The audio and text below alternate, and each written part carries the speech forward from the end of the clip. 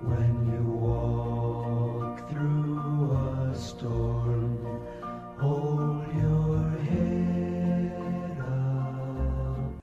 Hello everybody, greetings from Mickey and me from Castle Goring. I want to show you how smart Mickey is. Mickey and I are coordinating. We are having sapphires. Not all of them are real, as you can see, but some of them are. Aunt Mickey's sapphires absolutely splendid. So today I want to cover a really important subject,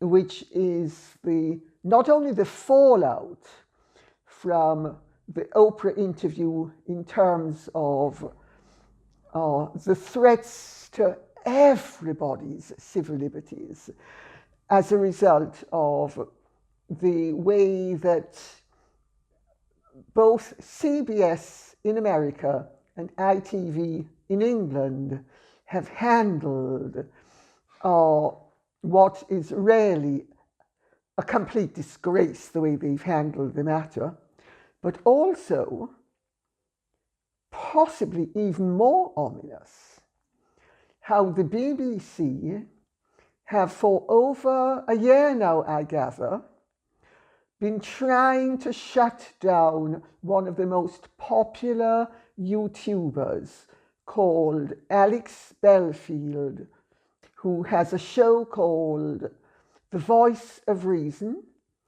And I must confess, I had not heard of him, but he evidently has a 30-something year career in journalism. He was with the BBC, I believe, for something like 15 years. We will get to what they did, but I would actually submit that what they have done is trying to pervert the course of justice, and they have not only tried to shut him down, which is a gross violation of his civil liberties and the 270,000 people who subscribe to his channel, but they have also lied to try to get him arrested, have succeeded 5 times, have had the police do 3 illegal searches on their complaints. I mean, this is all very deeply ominous stuff. I must say, I find that I'm getting roped into commenting on matters that I really, a year ago, would have had no idea actually existed. It's unbelievable. So, to take the first one first, Piers Morgan. Well, he was all over the newspapers on Sunday because he wrote a very good, interesting piece in the Mail on Sunday, which some of you might recall Meghan took to court. And Meghan, to an extent, has so far prevailed with.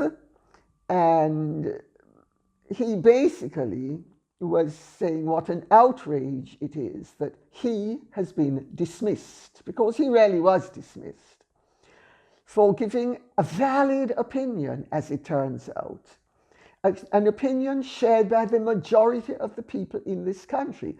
Of course, what happened there is that Dame Davina McCall, who is the CEO, she moved too quickly. She moved before she realized that, in fact, the court of public opinion was with her and with Piers. So she moved against him to shove him out, which is a total disgrace. Then you have Sharon Osborne being shoved out in America from the show The Talk, which she evidently has been on for 11 years.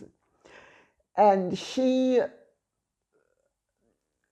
was shoved, and it's really interesting what CBS said in their statement confirming her departure, they said, as part of our review, we concluded that Sharon's behaviour toward her co-hosts during the March 10 episode did not align with our values for a respectful workplace.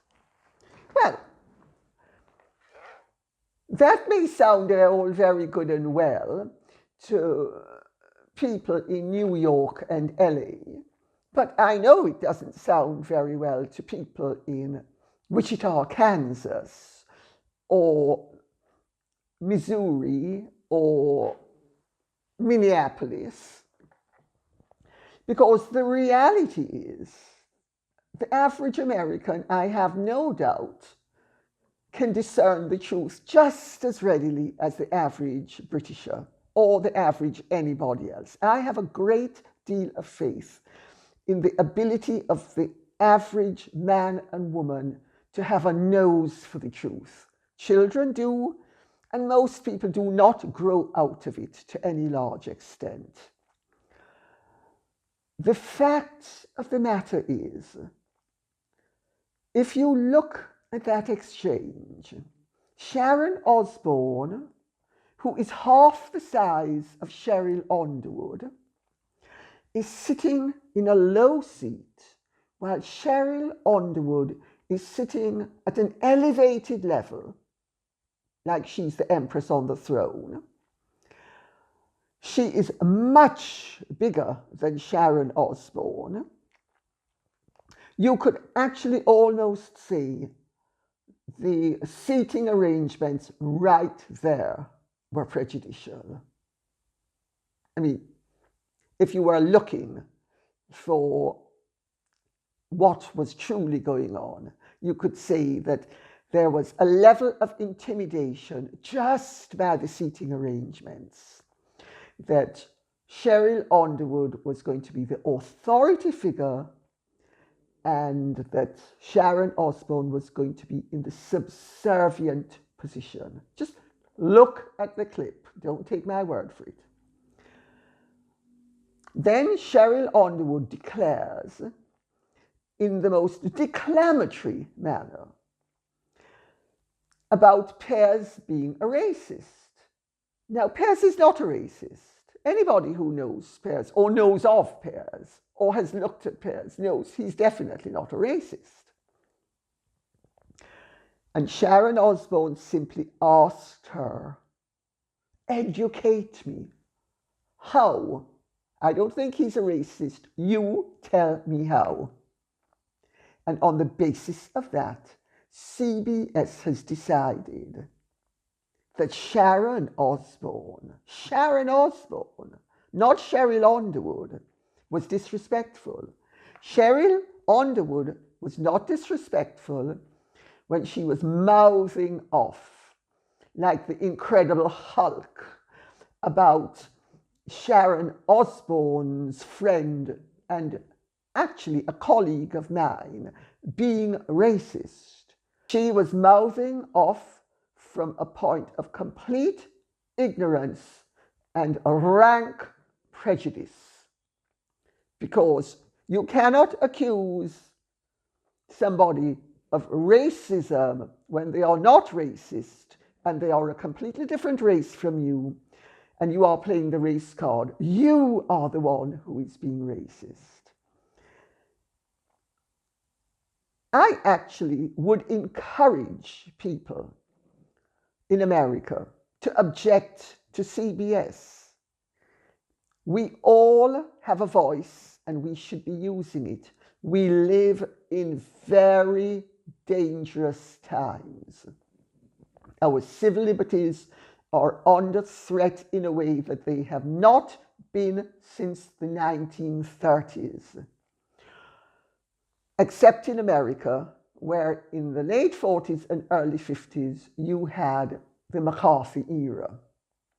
But everywhere else in the Western world that was free, you did not have the threats that you now have to civil liberties. The way that each individual can make a contribution to the debate is to write in to CBS. And I would recommend that everybody write in who believes that Sharon Osborne was victimized unfairly and make their voice heard. Mickey's snoring. She's relaxed. Oh, well, I'm glad somebody is. Now we come to Alex Belfield.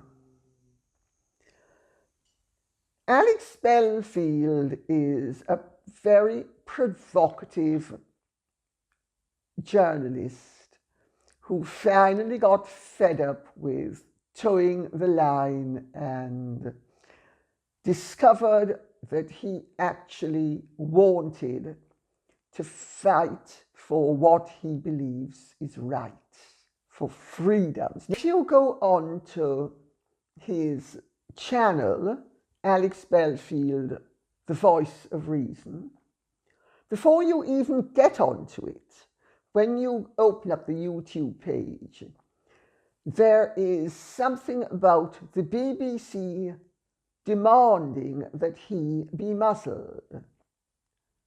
Earlier this week, they reported him to the police for issuing death threats against them. I think they complained that he was planning a bomb attack. But the fact of the matter is that they have fabricated a complaint. There were no bomb threats against them by him. They made it up. They have made up a series of highly defamatory lies about him because they want to shut him down. I would recommend to everybody in Britain and indeed in the Commonwealth who listens to the BBC that you complain about the way the BBC has been treating Alex Belfield. They have sent in the Nottingham police evidently 5 times. His house has been searched unlawfully, it has to be said, because there's never been a warrant, 3 times. They have confiscated his recording equipment.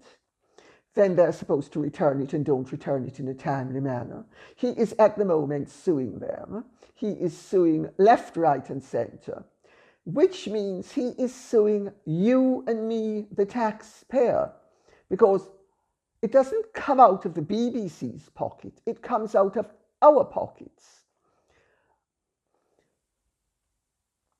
We need to just write letters. Just write letters, make complaints.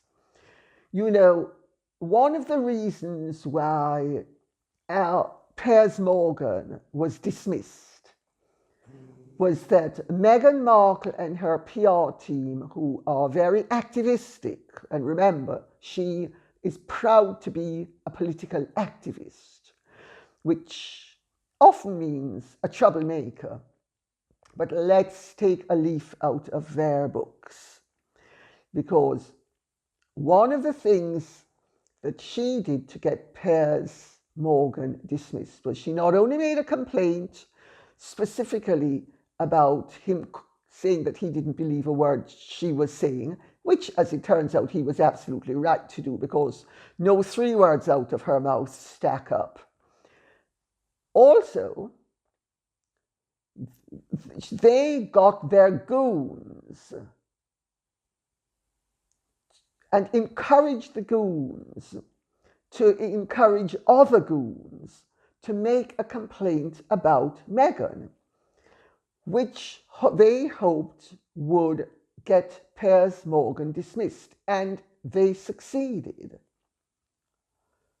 I'm afraid we should not tolerate living in a society and doing nothing about it.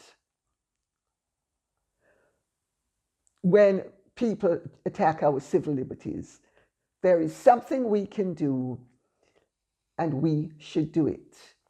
You know, the silenced majority does not have to be silent. And it's our freedoms that they are after. One lesson you learn if you are a historian is that activity does work. Activism does work. The reason why communists and extremists have been able to take over, even though they always represented a tiny percentage of the population, is because they are more active.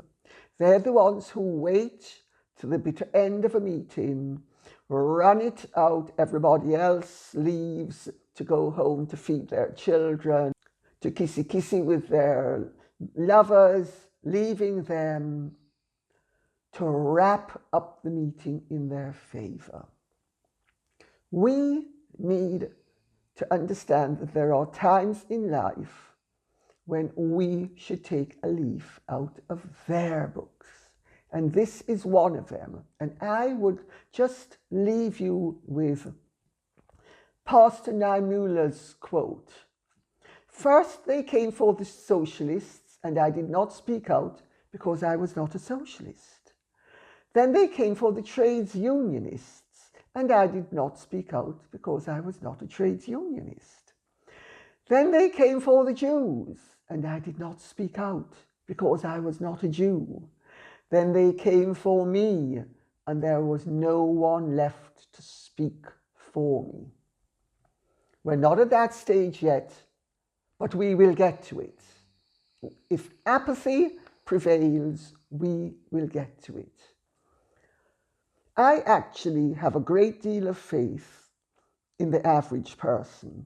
And I think the average person, if they simply activate themselves very slightly, very occasionally, good will prevail over evil. And let's face facts. If we live in a world where the Piers Morgans, the Sharon Osbornes, and the Alex Belfields are not allowed to give their honest opinions backed up by fact, because you have bullies, proto-racists, political agendaists, to create a new word, sorry, all driving an agenda that is ultimately destructive to the peacefulness of society, the well-being of the majority of people. Who are we going to blame but ourselves when they are literally in the ascendant position? In much the same way, I have to tell you, as an onlooker, that Cheryl Underwood was literally and figuratively in the ascendant position over Sharon Osborne. Why should we tolerate it? I don't think we should. We now come to a comment from Nikki Nocky New. Gotta be a nom de plume, hopefully. I don't know whether this has been discussed already, but I read that when Lord Guthrie, Baron Guthrie of Craigiebank, fell from his horse and onto his head, Harry and Catherine looked concerned, but Meghan was stifling a giggle behind that claw of hers. Looking at the picture of the emotions on their faces, these are very real and raw emotions from them. None of them, least of all the supreme actress Meghan, had time to put on any level of pretense. The looks that play on their faces are straight from the heart, so to speak. It saddens and disgusts me in equal measure to see how joyous Meghan was at that unfortunate moment. Only someone completely devoid of feelings of others could behave in such a despicable manner. Do I agree? I would actually add to that by saying sociopaths and psychopaths find the discomfiture of others very funny. Their initial reaction is not one of horror, it is one of entertainment.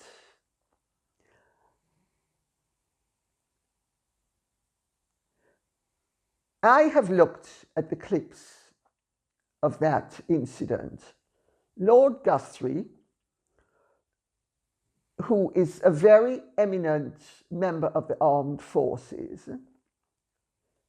swooned and fell on his head. Catherine had a look of absolute horror on her face, as anybody with a heart would. Meghan laughed. It's there for everybody to see. Meghan thought it was hysterically funny.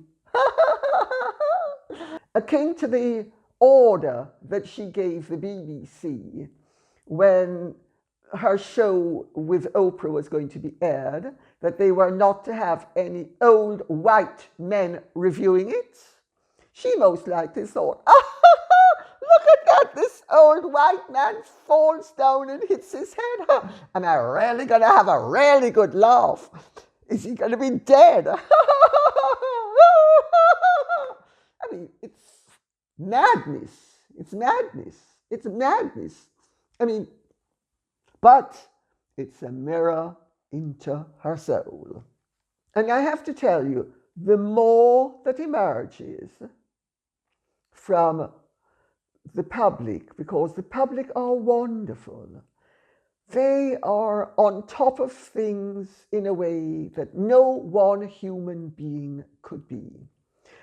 And they have been flooding not only me, but the palace and loads of other quarters with their observations and their opinions. And putting aside the proto-racists, everybody is systematically in favor of the royal family and against Meghan and Harry. And I count the tens of thousands of people of color who have contacted me personally to say how appalled they are that this woman, who was given the most wonderful opportunity, has so blown it. In fact, I received, day before yesterday, I think it was, a comment from a Jamaican, obviously a Jamaican of color, who said how disgraceful it was that Meghan was given such a wonderful opportunity and how she has blown it, not only for herself, but for everybody else of color, and how this person thought, and I agree with her, that Harry would have been far better off getting a nice black Jamaican girl from Brixton who actually had a heart, decency, a sense of commitment to something greater than her bank balance. Because that woman would have ended up, as Meghan would have ended up, had she not shown herself to be the rampant hustler and graphic operator that she has revealed herself to be. That woman would have ended up as the most revered woman on earth, and so would Meghan. But, you know, she didn't have it in her. She didn't have it in her. Sad but true. Regina May says, my late husband was a revered psychiatrist and he would have agreed with your statement. So sad that a narcissistic person like Meghan, who is an actress, can spew manure and be revered by the likes of Oprah and Gayle King. Meghan actually believes her own lies. I have had experience with this from a professional person. Implicating the Archbishop was a proof of insanity. Completely a proof of insanity. Well, Regina May, I'm not going to disagree with you. I think it was a proof of insanity. I think it's also a proof of an insane degree of arrogance and self-belief. That Meghan has obviously all her life got away with playing. She's a player and she has played and people have not called her up. And when they have, she's been able to just move on. But she's finding it very difficult now because of what has happened in the last few weeks, because she's been called to order from all quarters. And I have spoken to psychiatrists, as I have mentioned before, and psychologists and psychoanalysts and medical doctors. And pretty much all of them agree that Meghan is a head case, that there is something radically wrong with her, and they are going just off her conduct. Maybe everybody's wrong, and maybe Meghan's right, and maybe it's Meghan's conduct that's wrong, and maybe Meghan's been misrepresenting herself, but it's all down to Meghan's conduct. And I have to say that for legal reasons. Next one. Olive Pepin observes that Meghan Markle reminds me of Heather McCartney. I don't know if the Americans will remember who Heather McCartney is, but the British certainly will. Heather McCartney is a very interesting character that certainly knew how to play the game and played it very well. But yes, I can see what you mean about the parallels between Meghan Markle and Heather McCartney. I will also say, however, that Heather McCartney has one virtue that Meghan Markle doesn't have. They may both know how to play the system. They may both have frank disregard for anything except their version of their reality, or as Oprah would put it, their truth. However, Heather McCartney has displayed genuine courage, and she has displayed genuine positivity. When she lost her leg in a tragic accident where the police ran over her when she was crossing a road on a zebra crossing and they were speeding, she didn't sue. Of course, Meghan would never have missed that opportunity. She decided she was going to do something with the experience and make it into a positive. And she created a charity to get artificial limbs for people who were similarly handicapped. And whatever Heather McCartney's failings, we need to remember that she has virtues that Meghan Markle doesn't have. So I can tell you who I would be happy to end upon a desert island with. And it is the former Lady McCartney. who, incidentally, for those of you who don't remember, was married to Paul McCartney of the Beatles. Mark Stevens observes, and I don't know if this is Mark Stevens, the very eminent solicitor, or I would suspect it might not be, but just in case it is, hello Mark, long time no see. Her lies may have been deliberate to grab the headlines. It has worked, and he has about 20 exclamation marks. Everyone is talking about them all over the world, and they are world news. You're absolutely right. And this is why I have stated before, and I will state again, Meghan Markle is not to be underestimated. Just because she is arrogant enough to have not concealed the join doesn't mean that a magician of her resourcefulness won't be able to pull other rabbits out of the hat. Because I would be very surprised if she doesn't pull a few out of the hat. Let's just wait for what they are.